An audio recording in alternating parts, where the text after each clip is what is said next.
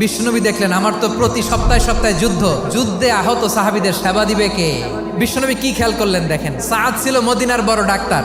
এই নারী সাহাবী রুফাইদা বাবার কাছ থেকে চিকিৎসা বিদ্যা শিখেছেন। বিশ্বনবী রুফাইদাকে বললেন, রুফাইদা তুমি মসজিদে নববীর পাশে একটা মেডিকেল ক্যাম্প করো। বিশ্বনবীর ডিরেকশন অনুযায়ী তিনি মসজিদে নববীর পাশে একটা মেডিকেল ক্যাম্প করলেন এবং আহত সাহাবাদের চিকিৎসা উনি ওনার টিম নিয়ে দিতেন। বিশ্বনবীর পরামর্শে উনি আনসারি এবং মুহাজির মহিলা সাহাবীদেরকে নিয়ে একটা স্পেশাল মেডিকেল টিম গঠন করলেন। খায়বার যুদ্ধে 7ম হিজরিতে যখন বিশ্বনবী যায়, উনি ওনার টিম নিয়ে আসলেন, বললেন, ইয়া রাসূলুল্লাহ আমরা তো তলোয়ার চালাতে পারি না, আমরা তো তীর মারতে পারি না, আপনি যদি অনুমতি দেন খায়বার অভিযানে আমি আমার টিম নিয়ে মেডিকেল টিমের সেবাটা সার্ভিসটা দিতে চাই। পড়েন সুবহানাল্লাহ।